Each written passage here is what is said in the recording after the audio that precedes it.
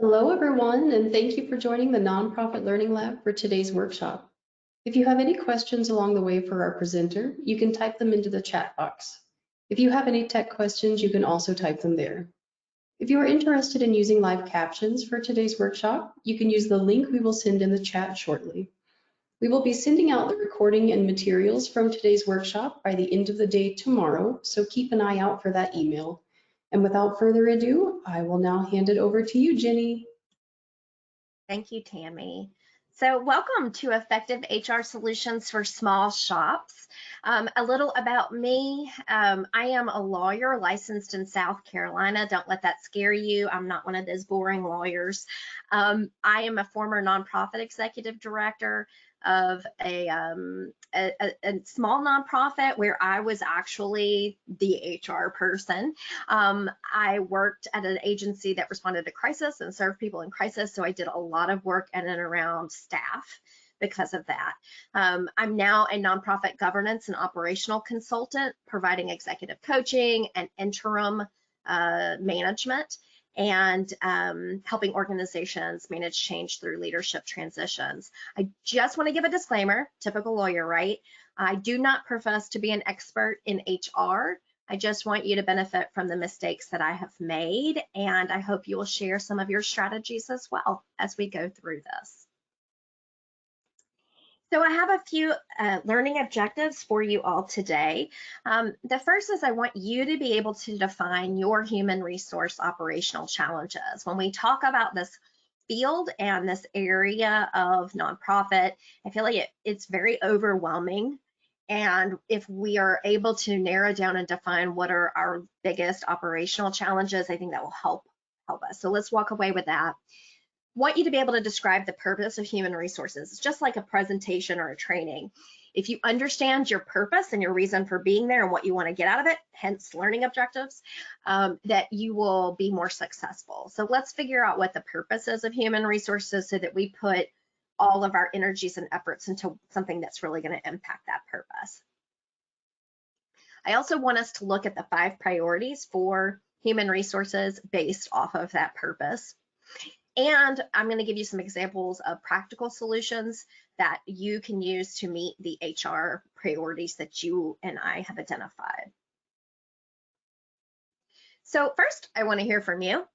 I'd love to know who I'm talking to. And since this is not as interactive as I would like a training to be, your platform is the chat feature as well as this answering polls. So what does your HR shop look like? Do you have really high level HR staff that's managing all employee relations? If so, what are you doing here? The second is, do you have administrative staff managing your HR operations?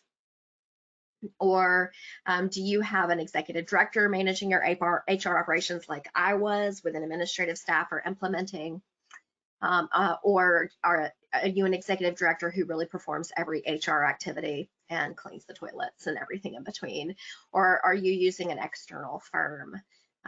This will give me an idea of what kind of support and feedback you need, what kind of shop you're coming from specifically. So Tammy's going to come in and share the results from the poll for us. All right, so it looks like 14% said an administrative staffer manages HR operations, 29% said director manages HR operations with admin support, and 57% said director performs HR activity and cleans the toilets. Okay, so most of you that are here today, you're as the executive director role, or if you are the HR kind of administrative staffer, you're really small house doing all of the work. So that is really great because that's what we're going to talk about today. It's going to help us the most for getting you set up properly. So first I want to say this, let's look at why you should care, right? Whenever we go into a training, we need to understand what's the reason that you're going to add one more darn thing to my plate. And we all know we need to do things, but that doesn't necessarily mean we're going to make them a priority. And then we're going to say things like, well, I just don't have time. Well, you actually do have time. You're just not making it a priority within the time you have. So I'm going to I'm going to really advocate here for why you should care about human resources and this being a bigger part of what you're doing within your organization. One, it builds trust and nurtures relationship. It shows you care for the person rather than just the work. And it helps you remember that your nonprofit is not just your livelihood, but it's also the livelihood of the people that it employs. And finally, you got to protect your biggest resource and invest in your team. And that is one of the areas where we fail time and again because we're so mission focused. I have a separate training called Nurturing Safe Space that's really all about this and how nonprofits are purging people at a really high rate because we are not taking care of them properly. Number two, a lack of HR can lead to an unhealthy organizational culture. And so, if we look at toxic people and how that affects a team where people don't feel welcome or included, that is something that HR can manage. And if you have someone from HR defining your organization's culture based on your mission, your vision, and your values, you'll attract strategic talent. And that's really important when you want to get people who are at the highest levels of what they're doing in their work. So that goes to point number 3, which is HR affects recruitment. It will help you attract that talent we were just talking about. And that takes time, energy, and finances to do. It takes HR. So one of the things that we look at when we talk about recruitment is that I think it was a recent article that I read in a business magazine, and I'm having trouble remembering right now, the magazine may have been Harvard Law Review, that it takes 23 days to find the right candidate for a job, but the very best candidates for those jobs are off the market in 10 days. So if you're not moving on it, if you don't have the right job description, if you don't have the right salary set at that moment, if you're not asking the right questions during your interview process, if you're not onboarding in the right way, you could end up hiring the wrong employee, and that's going to cost your organization big time. That's going to affect retention. And so that brings us to the next point of why HR is so important, is it affects your retention. It'll help prevent turnover, which of course costs you money.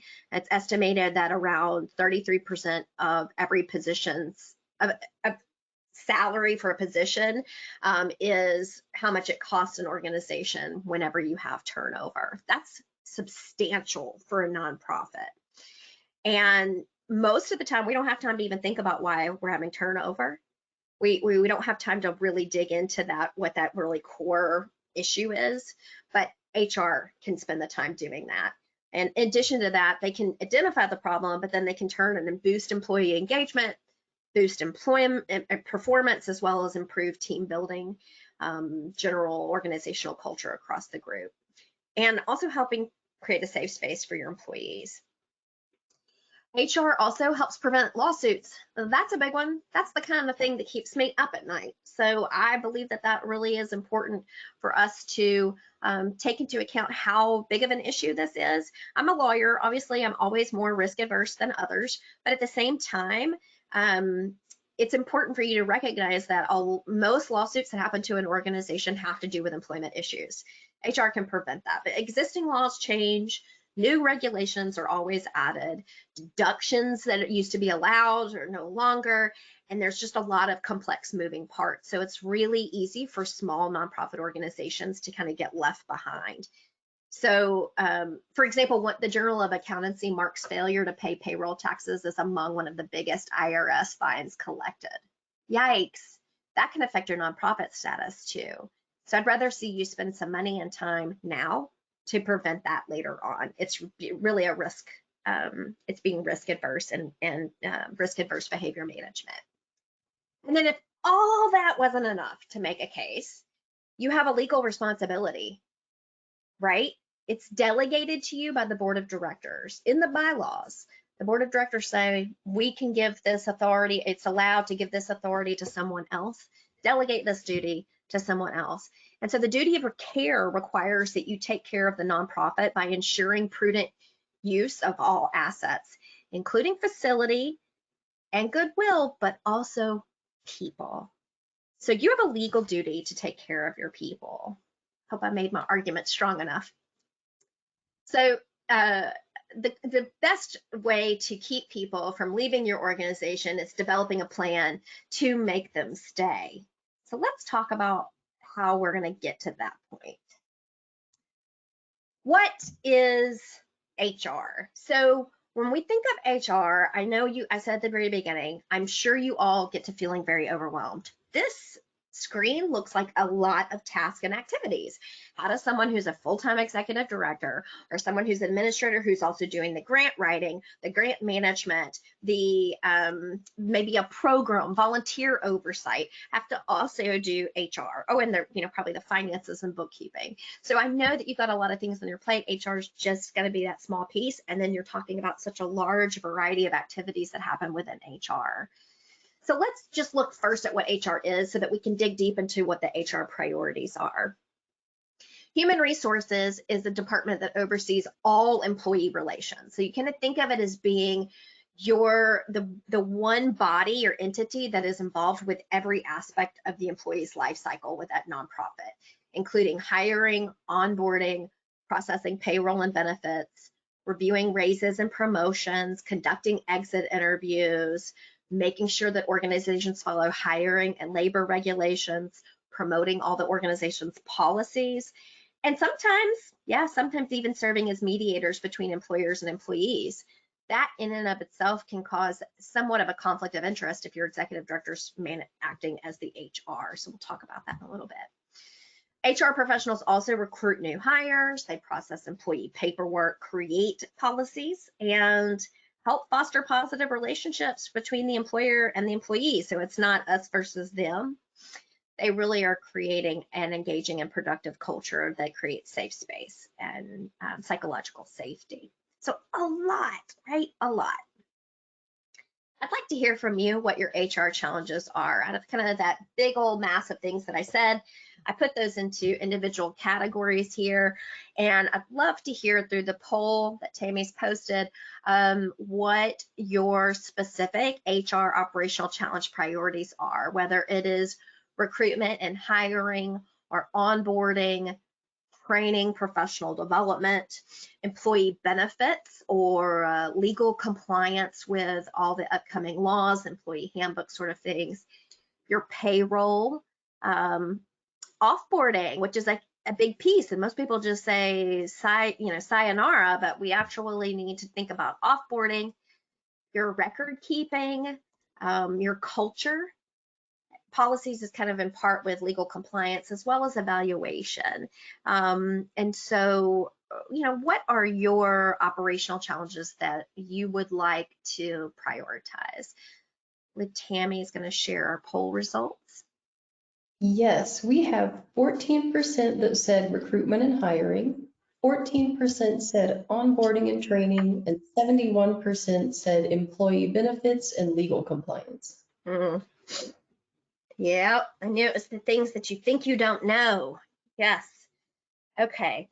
So obviously, we got to get those foundational pieces in place, such as employee benefits and legal compliance in place first, so the other things can tackle on. It is manageable. It is doable by someone who doesn't have a background in this. So let's get into that. I took everything that I just said to you about what HR does, and I broke it down into 4 sections. Believe me, there is a method to my madness, if you will just bear with me. We really have 4 key HR functions, really grouped them together. 1 is business development. 2 is employee advocacy. 3 is change management, and 4 is salary and benefits. So this is going to encompass the things that we just talked about, and these are those categories for that. So business development is what 17% of you, I believe, said you have some concerns about with staffing and onboarding. This also includes your foundational components like legal compliance. This really includes everything from recruiting to screening to onboarding, your employee handbook, all that applicable paperwork and other vital information. It's also responsible for training your employees, providing employee development, and setting up payroll and benefit plans. This is also an area where we want to make sure that employees are following rules and the guidelines. So we're going to hold them to those policies as well as operational procedures. And if people are not meeting it, HR is going to bring it to their attention. And helping improve the organization's overall engagement or the employees' overall engagement, thinking of ways to keep the employees satisfied and motivated, as well as keeping them healthy. This can include team building activities such as retreats, but it also would be developing and implementing wellness plans, which is one of my favorite staff engagement methods and tools. The second is employee advocacy. So HR professionals provide support and guidance to employees. And though HR works for the organization, they have to promote the employee's best interest. So this is where I was talking about there being some conflict of interest between being an executive director versus being the HR person. And that your job as an executive director is to protect the best interest of the nonprofit organization, and HR is to represent the employee's best interest. Having real clarity around how this distinction can exist is important.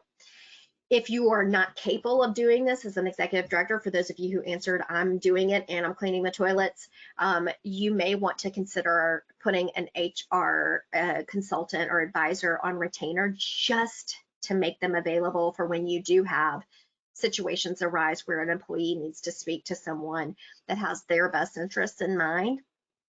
You are still employed by the organization, or the consultant is still employed by the organization, but you're not directly supervising that individual or supervising them in some form through the organization. So it may help provide a little bit of cushion between the executive director and HR. Only you can tell whether or not that's the case, that you need that. So you want to make sure that as HR, you create a safe and productive work environment for all employees. That includes the things that many of you are worried about, of making sure that labor and human rights laws are being followed, and making sure that all employees on all levels are following their policies and acting appropriately. This is also where, if someone has questions about any of those things and about their benefits or anything like that, they can go to HR. And it helps a little bit provide a cushion. Again, if they want to say something about they are pregnant and they want to talk about their benefits for HR, maybe they don't want their employer to know yet. So we want to have a little bit of cushion there. I want you to think about how you could set that up within your organization to protect both you as well as the employee. And then similarly, this is where they can go if they have a problem with another employee or something like that. They don't maybe necessarily want their supervisor to do anything about it, but they just need to vent and talk to someone in HR. Number 3 is change management. The HR individual is going to communicate organizational and policy changes to employees, and they're going to go over essentially what the functions are and what solutions we can have to better serve the whole team. So if things are working versus not working, or if we're going to be making changes within a certain area, what's that going to look like and who's going to be responsible? So when you are missing that HR person on your staff during a change, you really need to find someone to fill that gap, most specifically during this time. This is when, if you're going to be implementing a new system to request paid time off, that's scary for employees to lose that kind of thing. Also, that's where you can get into legal trouble for not tracking your paid time off. So you're going to want to make sure that you are having someone manage them through that process and not just slapping a change on them very quickly. Or if you're rolling out a new employee handbook, you're going to want to really review that with your employees and make sure they feel confident in what you've done. New health benefits, another thing. Every single year we're revising our health benefits. Someone needs to be reviewing that with them in detail. And implementing change relates to employee advocacy. So really this is protecting your employees, and if your employees feel protected and like you've got their backs, they're going to have more job satisfaction, right? Lastly is the salary and benefits. This is it, right? We want to make sure we're getting everything, making sure we're covering our salary and benefits in such a way that people are getting paid appropriately, their time off is being tracked well, retirement plans and health insurance are all being managed in the right way.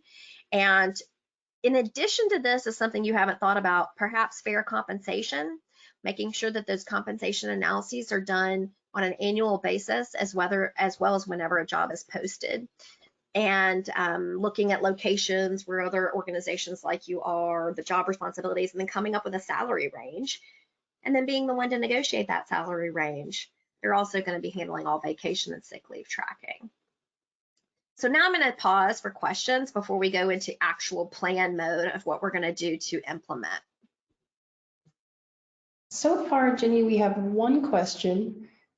We are a small team and find it hard to dedicate the necessary time to HR. At what point would you recommend we outsource versus trying to do it ourselves? Yeah, so that's a great question. I feel like the best thing for you to do is to sit down and figure out where your time is being spent the most, and whether or not those things have to be your priority or they could be moved around to different things. So for instance, you have a big project coming up, and I can't speak to this person's what they're dealing with right now, but let's say you're introducing a new program. That probably needs to be the executive director's sole focus, right? So maybe you're not in a position to be able to spend any time with HR, in which case that might be time to outsource. But before you outsource, there's even different levels of outsourcing. There's really, and we'll talk about that on the plan, but there are a variety of options of what you can look like or what you can do with HR. You can start with as much as outsourcing a full HR component to an HR firm. They're going to provide someone for you to give your information to, as well as have your employees call. They're going to give you your employee handbook. They're going to write your job descriptions. They're going to do your compensation analysis. They're going to be like an extension of your organization. And then all the way to some of the internal systems that would be more like a Gusto or QuickBooks Payroll, where you're tracking, but it needs to be done a little bit more in-house administratively. I think the best thing for you to do, back to your actual question, sorry, is to look at what your tasks are. What are your responsibilities for both you, and if you have an administrative person, or if it's just you, what does your day look like? And can you realistically apply the amount of time you need to HR to do these things well, where it will not get missed? Because I think the key is it can't get missed. So if it's getting missed and you can't reallocate your priorities, then it's time to start considering outsourcing at whatever level you determine is necessary. I think kind of at the heart of your question is it just can't be missed, right?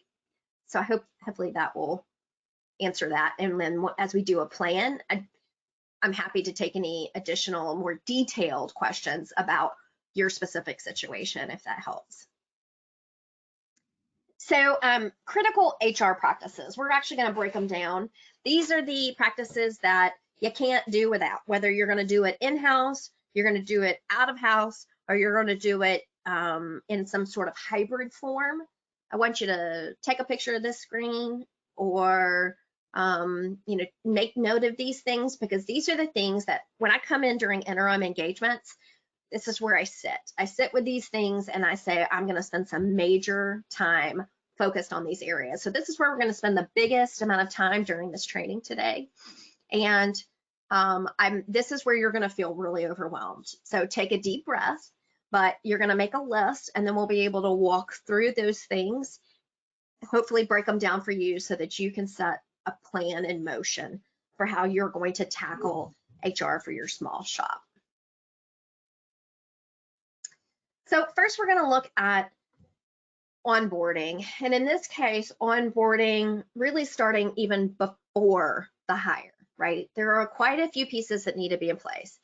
So we're going to think of this in a much more holistic way, of where we're looking at ensuring a cultural fit from the start. We're going to create an organization. Gosh, Lee, I can't tell you the number of times I've talked to organizations that are like, yeah, we need to hire somebody. Well, we're not really sure if they're going to take over Roberta's role, or if they're going to maybe take some off of another person's plate, but we need to get this person hired stat. We are just going to base the salary off of what we have Joe already making, because he does something similar. And yeah, we've got some problems over in that department with, Beth. She's got a bad attitude, and so it's a little bit culturally kind of So that is a nightmare kind of conversation for onboarding properly someone new, right? Nobody wants to walk into an organization that's unhealthy, and nobody wants to walk into an organization where they don't know their job. For-profit organizations do all of this really well. Why? Because they want to make money, and they are going to make sure that their staffer is doing exactly what they were hired to do. Nonprofits, on the other hand, are like, oh my God, we just need it done. So here's a piece of paper, sign on this document, come to work, and we'll figure out what you're going to do on day one. That is the way most nonprofits do it. And if you have a small shop, that is more than likely the way that you are doing it now. There's no shame in that. There's no shame in your game. But I want you to really think about how you're setting that tone from the start with these new employees. This is your opportunity to treat it different. Like, I'm going to talk to you about some things I'm doing. You're going to think, oh my God, I can't believe you would do that for a new employee. I want that new employee to know I am so excited for them to be there. And not because they are going to take some work off my plate, though, yes, it is because of that, but also because I think they're going to be a wonderful addition and energy to my organization. And I want them to know how much I care and I'm excited. So there's some first steps even before the hire we want to clean up. One, we want to look at our recruitment process. What does our solicitation look like? Where are we soliciting? Do we have a job description that's going to appeal, or is it a list of a bunch of tasks? Does it define us? Does it show that we are this really wonderful organization with heart? Or is it just presume that people will know we'll do good because we're a nonprofit? This should be a sales piece, and we need to think about what this job description looks like so that it actually encourages people to come and work for us that are high level, right? And then, excuse me, we want to make sure that we have the proper interview and screening process. Are we screening candidates for the priorities that we really want to set, or are we just kind of looking at people who potentially could do the job? Are we holding out for the right candidates, or are we taking people just because we need, again, to fill the hole? And when we're interviewing, are we asking really thoughtful questions that are directly to the position, or are we looking at general job descriptions because we Googled right before we went in interview questions for program manager? This is where we're going to want to give thought to making sure that the before part matches with the level of client or candidate for employee that we want. That includes making sure that job description is accurate. So if you have people that are doing a bunch of different jobs and there's a lot of overlap, and there's been 2 years, 3 years since someone's even looked at the job description for this new position, you may not have an accurate job description. Then you've hired somebody to do a job that they're not going to end up doing. How many times I go into nonprofits and employees say, well, I was hired to do blah, blah, blah. But I actually would say I do X, Y, Z. So I'm not even really doing what I was hired to do. What? No. And if that is the case, then we need to revise the job description to get to that point. Another area of cultural fit, setting cultural tone and fit before the hire is background checks. Yes, I said it. Background checks can be a bit of a uncomfortable ground for many of us. And especially if our organization serves individuals who may have been incarcerated, or individuals who have had issues in the past and are now in recovery form. Background checks can be a stickler. So you have to realize for your organization what the level is. But if you're not doing them at all, and you're an organization that serves vulnerable populations, you need to see me. Call me later. Lastly is that offer letter. So how many of you have just the standard offer letter? You know, just this generic form offer letter. I challenge you to have an offer letter that brings the same energy and excitement about this person coming to the job as you have in your heart. If you don't have that, by the way, you're hiring the wrong person. So I want you to have your job offer letters have that same energy, and I want them to sell the organization, but also provide very clear expectations about what you are going to provide them. And what they're going to provide you. So the job offer letter, I can provide you a copy of that afterwards. If you want to email me at my email address, I'm happy to provide you a template for an offer letter of what should be included in that. We could spend 20 minutes talking about what needs to go into an offer letter.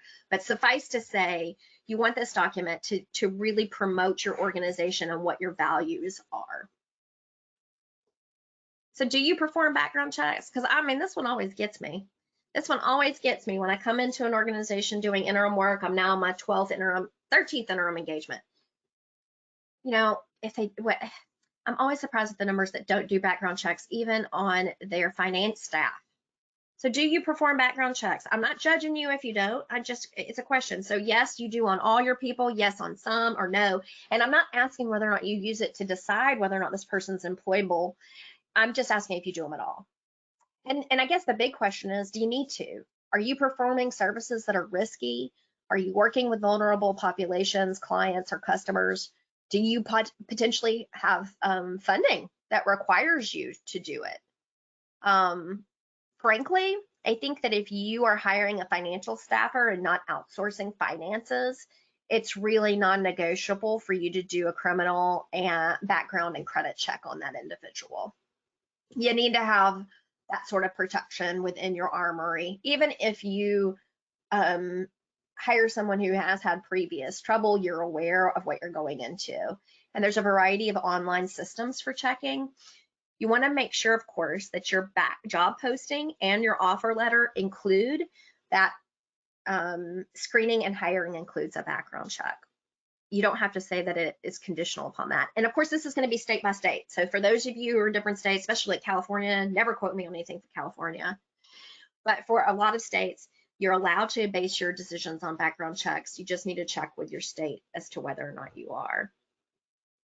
And so I think Tammy's going to show our poll results here in a second so that we can see whether or not many of you are actually performing background checks themselves. We do have those results. 67% said yes, all employees, 22% said yes, some employees, and 11% said no. Great. Okay, so a lot of you are already doing that. Hey, if I had like the little fake cheering noise in the background, I would cheer for you. I'm really glad a lot of you are already doing that. I think that is important for those of you who are not, or maybe not on all employees. That may be perfectly suited for your organization. And so I would just say, look at whether or not you actually need to.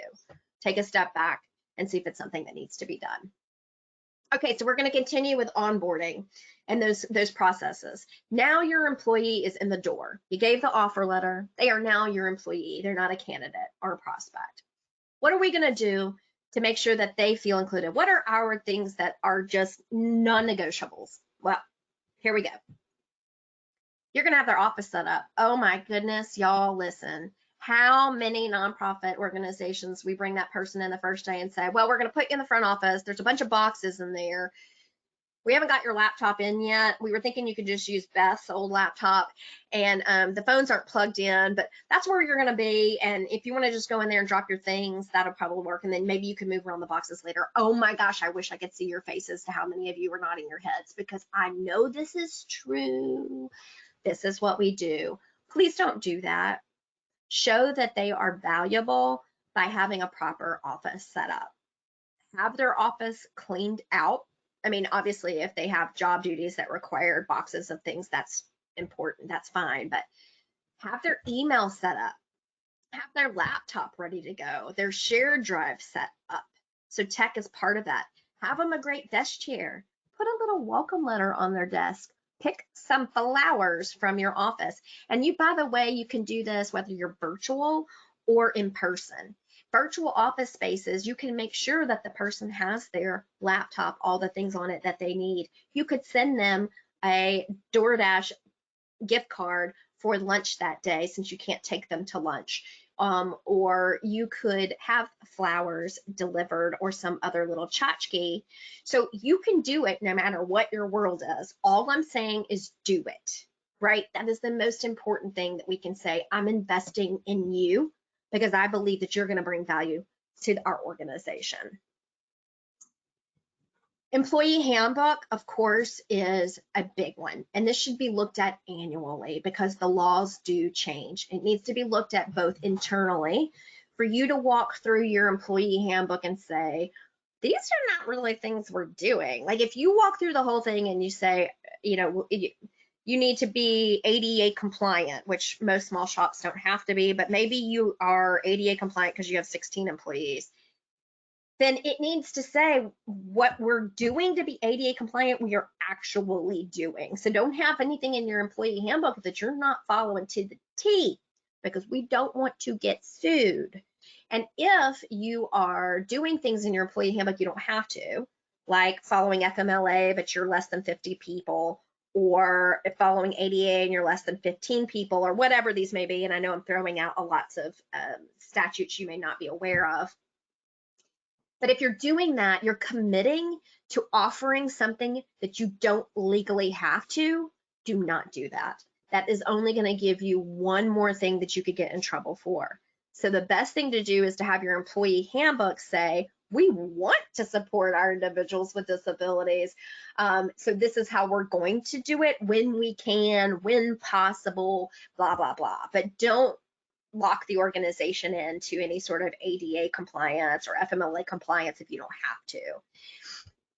Your employee handbook should also include components of other policies or the full policies themselves, such as whistleblower, right? The people need to have an idea of how they can come forward if they are aware of any illegal activity and what the process is for doing that. Confidentiality, both confidentiality and really privacy as a component of that is important to be in here. Conduct. It used to be that you didn't have to write down how people should behave. I know I'm starting to sound old. This is dating me a little bit, but unfortunately, people are not acting their best selves these days. That's the truth of it. And so we need to have a conduct policy in there that says basically you're going to act like a professional, dress like a professional, and we know you can do this. We know it. And of course, you're going to also want to have an open door or grievance policy. When I come in during interim engagements, oftentimes I'm coming in because there has been a defining moment between the executive director and the board. Almost all the time, some sort of between those two groups or those two bodies. And unfortunately, it usually comes from some sort of grievance filed by a staff member. And if without a grievance policy, oftentimes it's not done appropriately. And sometimes they have the grievance policy and it's still not done well because no one's following it. Another good reason that we want to make sure our employee handbook, along with these other HR policies, are provided to an employee early on and reviewed in detail, not just handed to them, but I spend an hour with my new employees for my interim groups going over these documents so they understand what they are. Orientation with staff and programs. You should be doing an orientation, not a welcome, that's Bob, you'll get to know him later. That's Sally, she's sometimes here working in the copy room. No, and especially if you're virtual, it needs to be a structured, organized schedule of what you are going to do with that individual during their first few days, week or so, who they're going to meet with, when they're going to meet, what they're going to go over. You want them to know your organization backwards and forwards, and you want to give them the tools to know the organization before they have to know their job. So getting to know the staff and the programs that you offer, getting to know the organization's mission, vision, and values first, those core components are important, and that orientation needs to include all of those things. And lastly, you're going to give them training on systems. I know. How many of you give new employees Google Drive training, you use Google Workspace, or Dropbox training, shared drive training, training on your CRM, training on, gosh, the most basic tools, Asana, any of your project management tools? Most of us just buy those products, implement, and don't provide training after the very first implementation. New employees need trainings on these systems as well. Have that as part of your orientation and your onboarding. So time tracking, this is the biggest legal issue for nonprofits, right? We already knew this. I've told you that before. And, I think it's important that you guys Keep in mind that time tracking has been done for millennia in some way. Unfortunately, a lot of the methods that we've used historically, like spreadsheets or a calendar tool, like a written calendar up on the board, or even now a Google Calendar, shared calendar, those things can fail. They are susceptible to human error pretty substantially, especially a spreadsheet. And calendars can be adjusted by the individual user. And really not great for tracking hours anyway, the calendars. Those are really good for keeping track of employees as a backup, but not for actual tracking. And then some software can be really expensive and it's only as good as the user. So I go into a lot of organizations where they're using like Gusto, but they're using like just a payroll component. They're not using the tracking as well, or employees are putting in their data, their hours, but they're not doing it timely. So it's not being entered in appropriately to accrue properly. So we want to make sure that if we are using these fabulous systems, that we're holding people accountable to the actual work. You are required by law to inform your employees of their accrued, used, and total leave balances on a pay stub or through something that they have accessible to them, some sort of electronic system. So if you use software, this can be something that they can pull up themselves if you provide them training, right? So we want to make sure we're properly tracking vacation and sick leave. Information management. Oh my goodness, right? This is what record keeping for HR. You at minimum need to have employee folders. They don't have to be real paper folders, people. You can go digital, but paper is an option for those of you who are old school. Paper files with the employee's information, name on it, and in that file, at minimum, you're going to have their resume, their application if you had one for the job, if you had background check performed, the results of the background check without any identifying information. And most groups that run background checks now do not collect, they collect the social. You're not keeping the social in your office. So think of that because that might help you with some of your other risk adverse procedures. And the employee's resume when they apply. That's minimum. That's not bad. And then, of course, you're going to have to do some things like their I-9 that you're going to need to run when they first start. That I-9 will need to be in their file. And if you have to, when you enroll them in payroll taxes, if you don't use an online software system, you're going to need to make sure that information is in. It's starting to sound better and better to use some sort of online software, isn't it?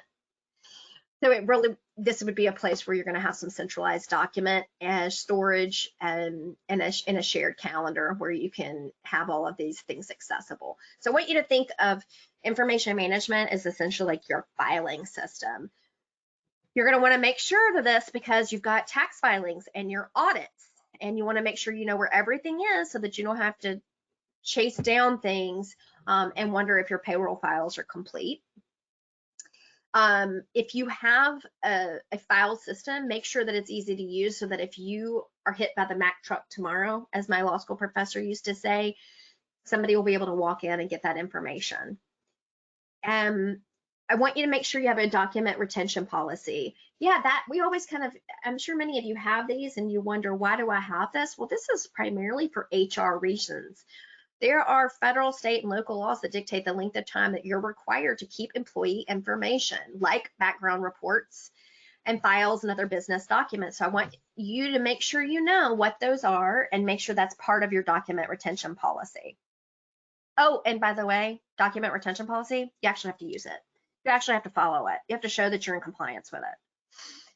I want you to make sure that you're keeping all documentation for receipts or payments and that are being categorized because you are giving reimbursements to your team, your staff members. We want to make sure this is all part of HR where they can come back later and say they are owed for something. You want to make sure that you're tracking that properly. I like digital records. I like having digital access, but you need to have proper digital filing names so that it's easy to place and somebody can come in and pick up. And then of course, backup. That's true for all your IT. And I want you to look at maybe making sure that if you're keeping things like employee medical records, so someone you are maybe eligible or have to comply with ADA and someone has filed their medical records with you, that you have to keep those records very secure and separate from other records. So SHRM, the Society for Human Resource Management, has some rules about this. I really recommend highly that if you have to be ADA compliant, that you are going to see a lawyer about what your requirements are for ADA and FMLA and any of the others that you have to. Of course, this is going to all be dictated out in your employee handbook, but for keeping files, it needs to be locked away. Digital files are best, in my opinion. You have limited access to who has them. And then if you have trouble keeping up with your records, again, outsourcing to an HR group, they can maintain those records for you on your systems. The last really big key activity for, like, this is your non-negotiables, I'm gonna keep saying that, non-negotiables, is the healthy organizational culture. And the only way you get there is through a culture of transparency and inclusivity. And I know you're all tired of hearing those like little flag words we have right now that don't mean a whole lot. Unfortunately, they just kind of seem to keep being thrown out there with DEIB and other things. But in truth, inclusivity is at the heart of the work. It's what I talked about with onboarding and transparency. It's what I talked about at the very beginning, and it plays through in all of this because everything involves making sure that your employee feels welcomed and engaged and involved. So here are some quick tricks to create that culture of transparency and inclusivity. Provide that proper training and onboarding we talked about, making sure that your employees are really clear on your responsibilities and are comfortable and confident in actually executing them, feel supported. Recognize your achievements. Everyone wants to feel like they've done well. You're going to recognize their achievements. Everyone wants to feel like they're done well. Employees who feel valued through recognition programs have a harder time leaving. Tweak your compensation and benefits. I mean, people often say things like, you know, I don't really like my job, but the salary is great. And we don't have that a lot in nonprofits, but you could sweeten the pot if there's room for it that can help build it up, especially for individuals whose love language is gifts. And I do a separate training called Nurturing Safe Space, ensuring employee retention, and it's all providing additional tools like talking about the 5 languages of the workplace, so that you can learn more about what your employees, like their why they come to work and that sort of thing. I also want you to look at screening your new hires thoroughly. You want to prevent the bad people or the wrong people, not bad people, just not great fits, from coming through that door in the first place, and making sure that you do all your checks and balances in the beginning rather than the after fact and having an oh poop moment. So we want to use our team to build our team. We want our leadership team to be the ones that are creating the psychological safety. It's disseminated down. So if you have people that are doing programs for you, they're the ones that are going to be creating that psychological safety among their team members. You want them to feel like they have a safe place to come forward and take risks with what they say. So if a team, like for example, if a team member feels comfortable coming and saying face to face, like I don't know something in a meeting, or if they sit back and don't say anything because they're fearful as being seen as incompetent or uninformed, those are 2 very different environments. We want them to feel confident to come forward and say, I don't know. You're going to make these things fun. You're going to make your organization and your activities fun within these within meetings, and making sure that they're developing intentional relationships so that your team is giving into itself. Get your rest of your team involved. Have your group, have your staff be the ones to create some of these things so that you're not doing it all yourselves. It's a great way to outsource your HR within house. Have your gatherings have some social gatherings that are just focused on those people connections and fostering trust and respect. Invite their families to spend some time. And that way you can have your staff members also do this and have ownership of it. Staff can also come up with welcome plans or wellness plans and help with instituting things like that. It provides them a sense of ownership for their organization.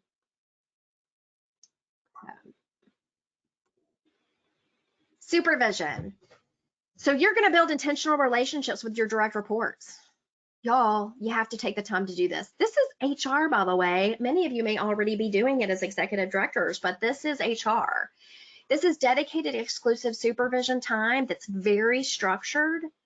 And you're also going to have an annual evaluation that's based on qualitative metrics, not quantitative.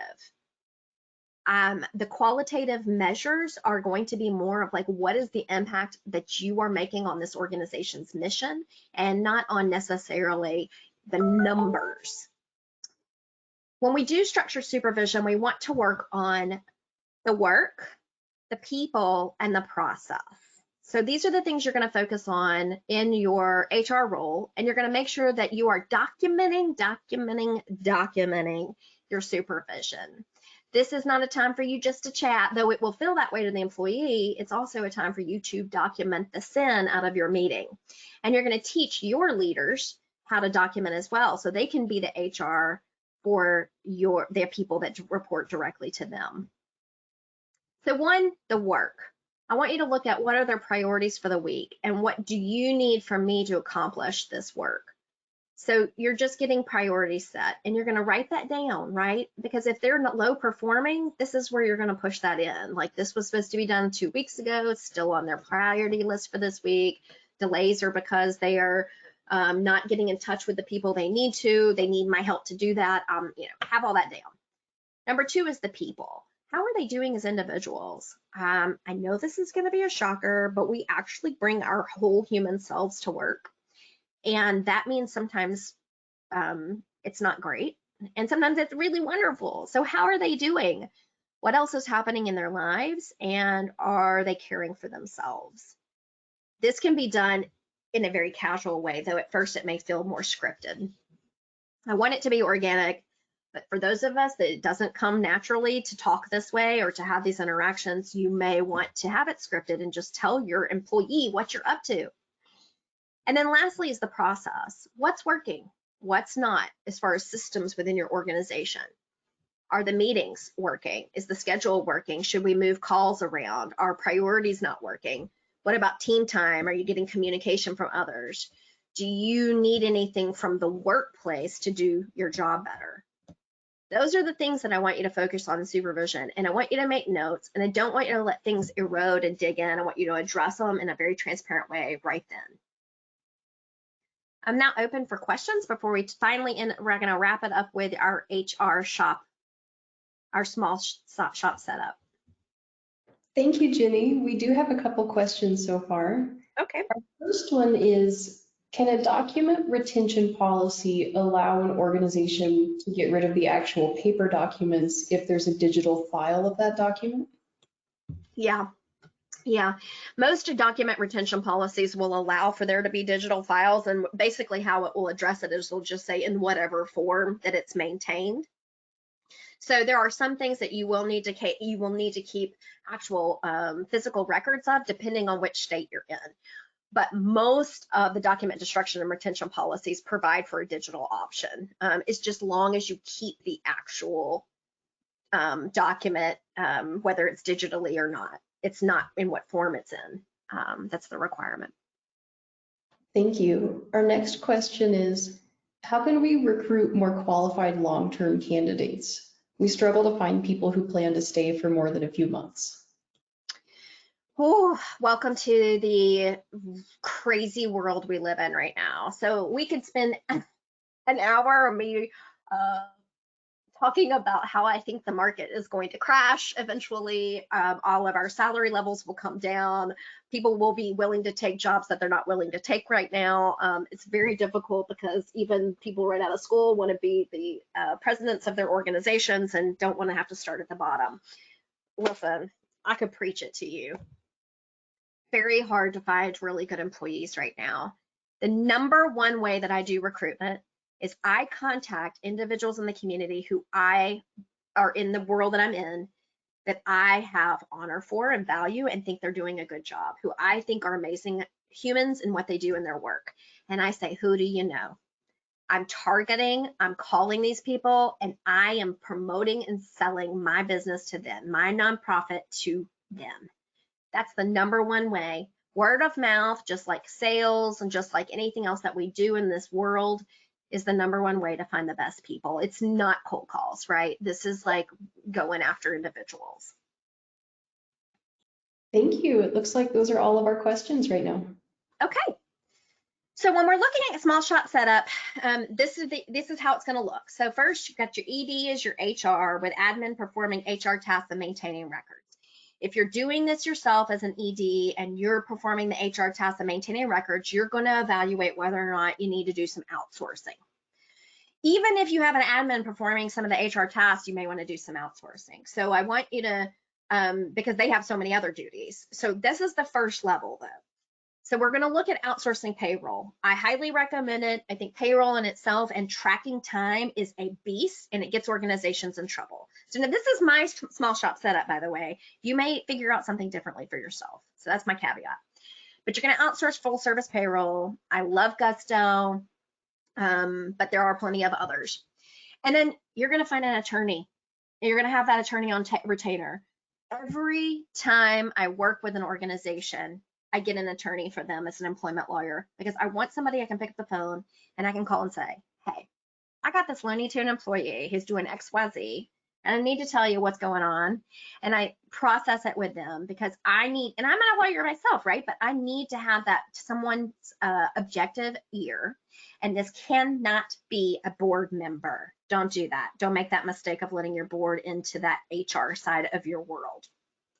I know some of you are probably screaming right now. You're screaming in the chat about that, but that's a whole nother training. Small shop setup. So assessing staff capacity and tasks, these are the things I want you to do. I want you to look at your JDs and your org chart.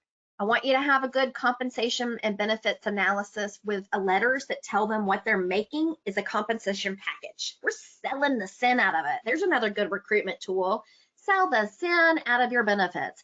And I know your benefits may not be fabulous, but you have some that are good. You've got more holidays. You have a flexible workplace. You have hybrid.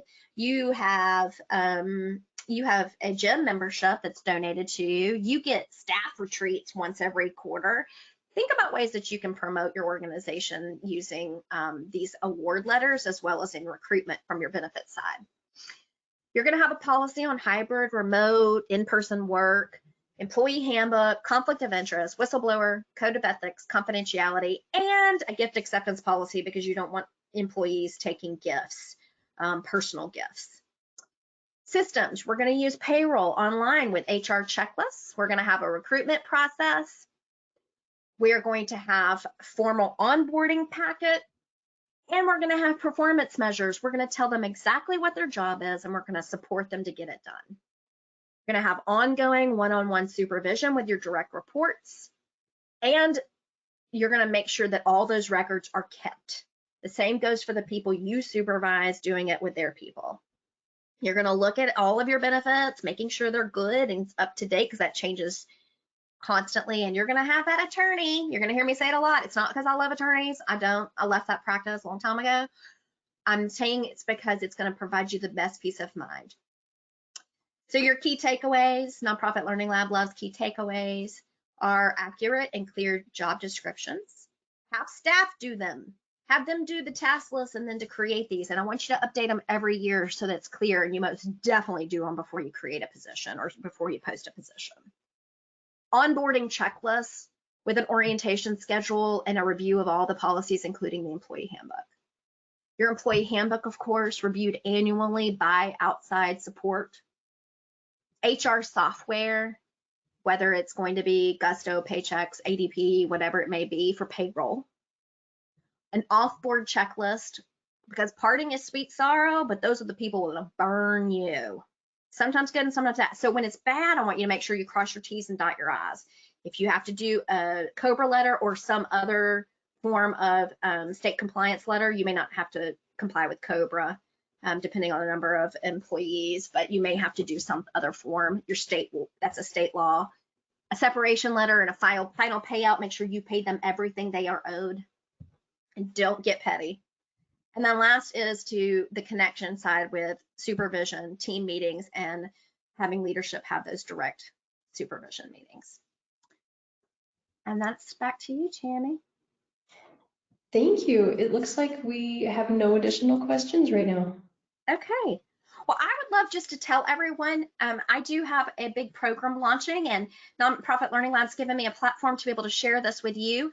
I have a on-demand webinar series that's coming out. It's going to be really click through, very bite-sized pieces of information about literally the 5 pillars of nonprofits. And it comes from me and another former nonprofit executive director who have had a lot of years of experience in this sector. And I really hope that you'll take some time to look this up and see if this might be something appropriate for you or someone else in your workplace. But I really appreciate you all giving me the opportunity to join today. Thank you, Jenny. This workshop has come to a close. You will receive the materials and recording from this workshop via email by the end of the day tomorrow. Thank you so much for participating. And again, thank you, Jenny, for educating our community. You're welcome.